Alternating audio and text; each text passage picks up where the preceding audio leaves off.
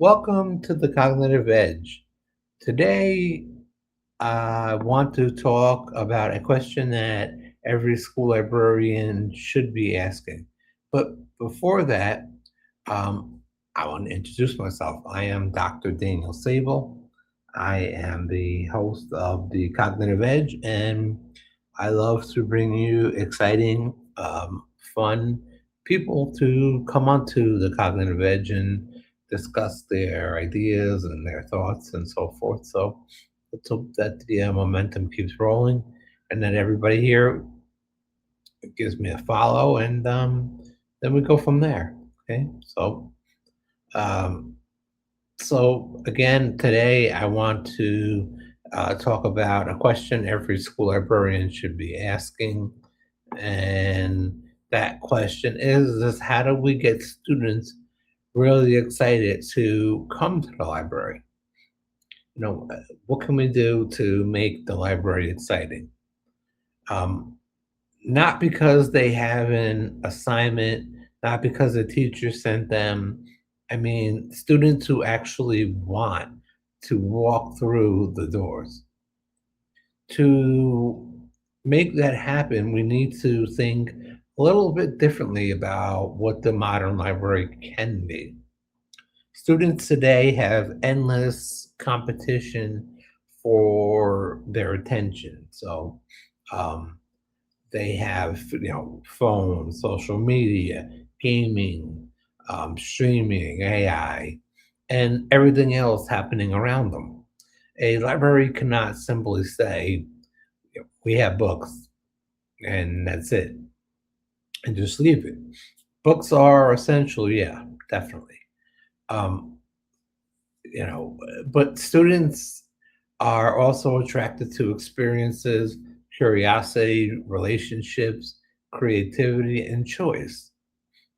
So, how do we create curiosity? One of the best ways to attract students is to make them wonder what's happening in the library.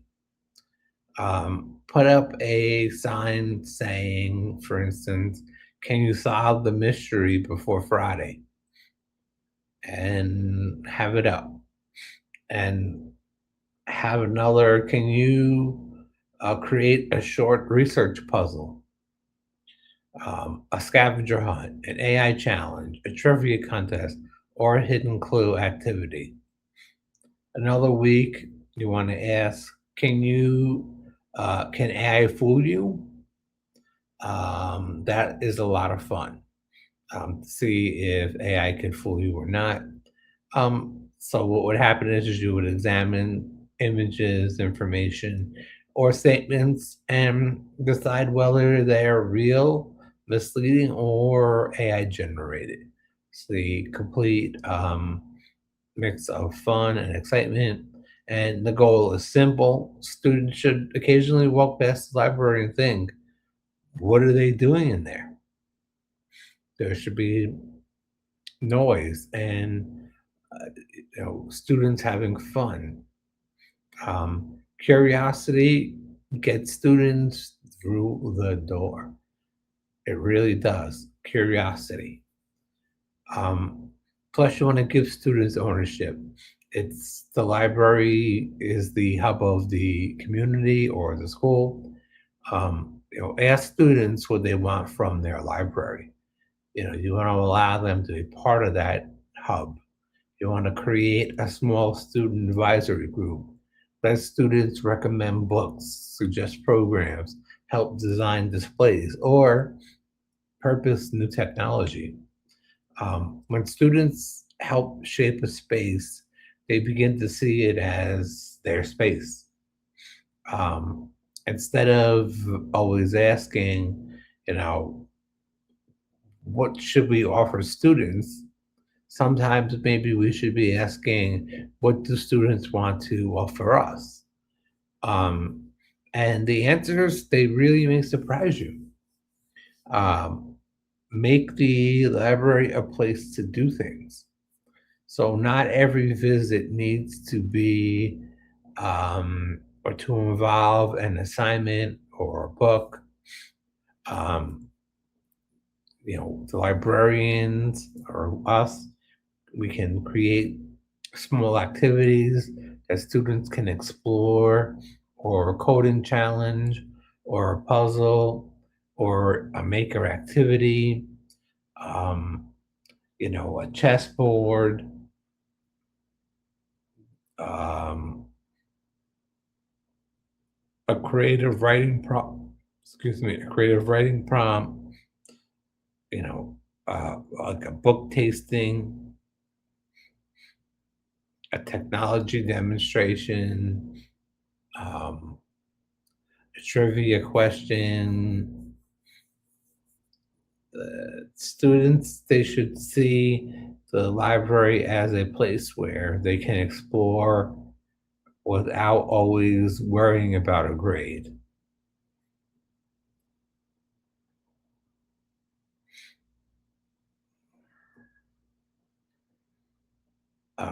We want to work on creating experiences for students, um, but we want to listen to what they talk about, and we want to know, because word of mouth is most powerful, what they want. We want to try to library to be escape room, or teacher versus student trivia, or blind date with a book, or a robotic challenge, or podcast project, or student book, or a recommendation wall, which I used to love to do. If five students have a great experience, they will tell five more. I've seen this. This is how momentum begins. Um, Connect the library really to the student's interests. Um, Instead of always starting with books, start with what students already love. If they like basketball, connect basketball with biography, statistics, business, leadership, and history. If they like gaming, connect it with coding, storytelling, graphics, artificial intelligence, and game design.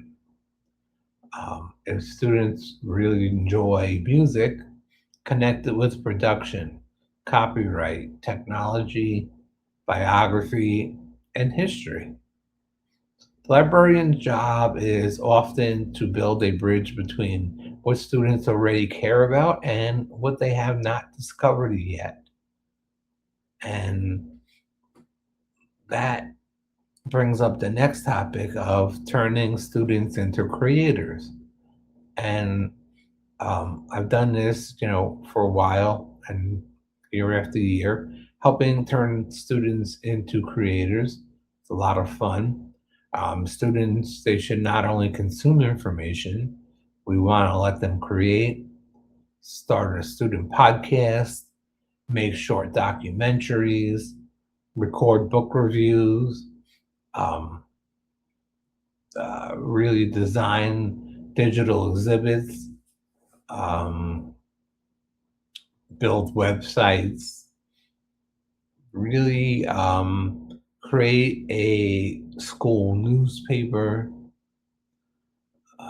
and interview teachers and community members.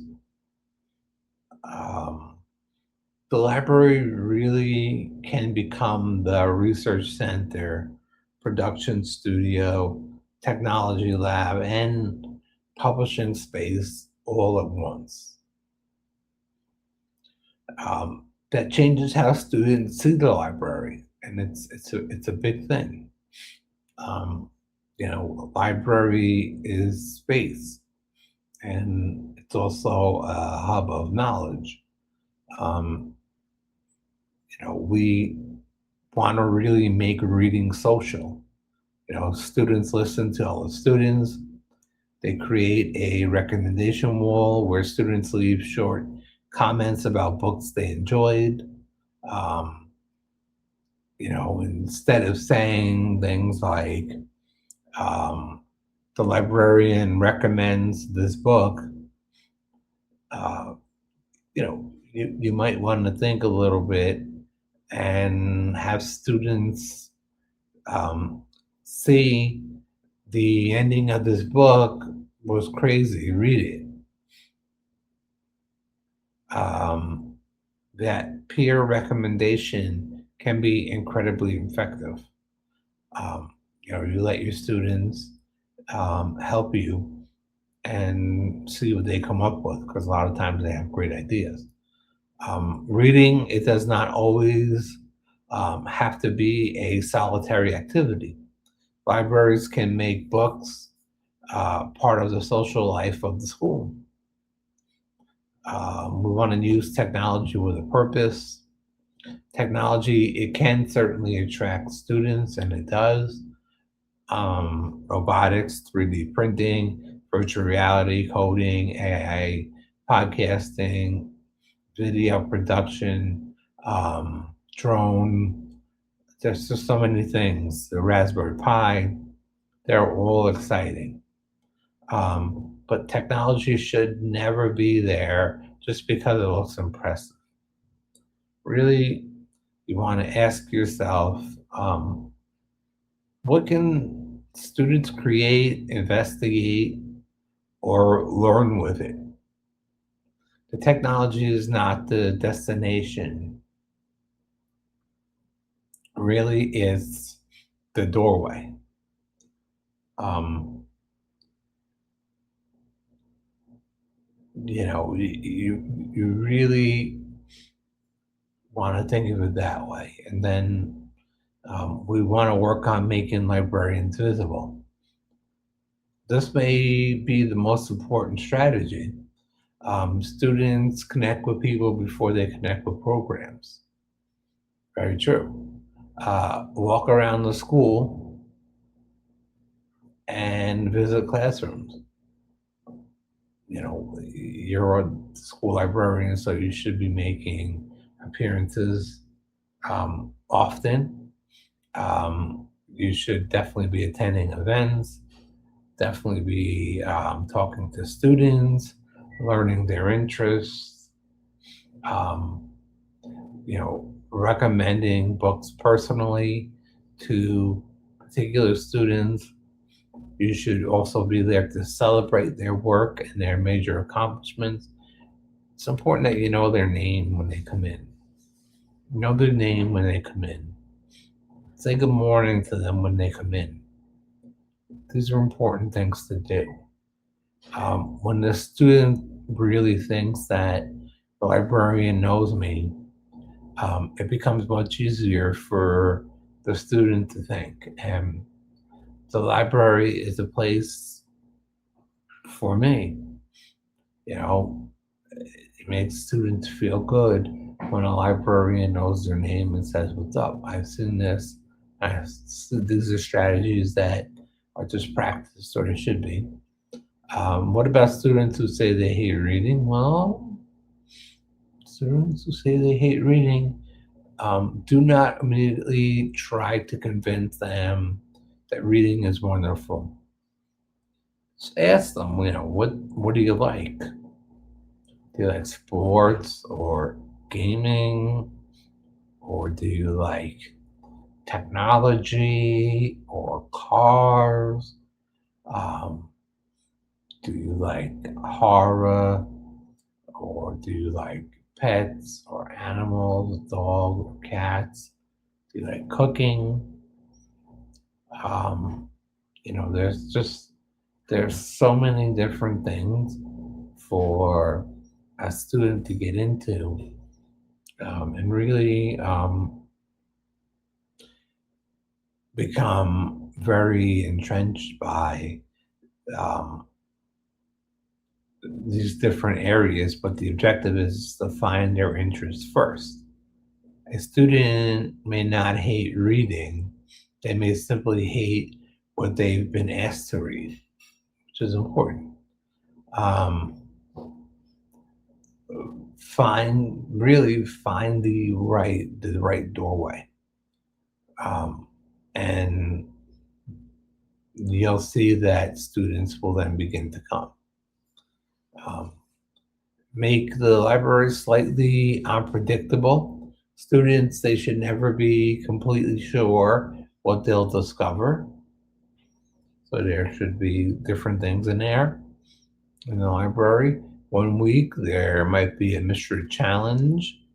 The next week there might be a new technology demonstration. Um, you might have a special guest come in to do a talk. Then you might have a student art display. Um, then a giant question on the wall becomes, should students be allowed to use AI for homework? And you put up a whole bunch of paper, white paper, and markers, and let students respond. Let them disagree, let them debate. Um, let's go back and forth. It's very much Socratic in the way it's being done. And this is the way that learning happens. Demonstrations, challenges, um, just there's a lot that goes into it. Um, but ultimately, the goal is not simply getting more students through the door. The goal is creating a library students choose to visit. A modern school library can be a place for reading, technology, creativity, research, collaboration, discussion, and discovery. You do not need a huge budget to begin. Start with maybe one question. Um, Something like, what is one reason a student would want to come to my library tomorrow? And then maybe have one activity, um, something, whatever, and a display, and one challenge, and then one conversation, and little by little, uh, you want to start there and just continue to build. Because the library, it really should be more than a room filled with information. It should be a laboratory, really, really, for curiosity. Um, uh, Students should be thinking critically. They should be really finding information that suits them and that they love. And that's it. I'm Dr. Daniel Siebel, and this has been the Cognitive Edge. Until next time, keep questioning, keep exploring, and keep giving students reasons to discover new um, ways of learning and something new just in general. All right. I will talk to you soon. Thanks. Bye bye.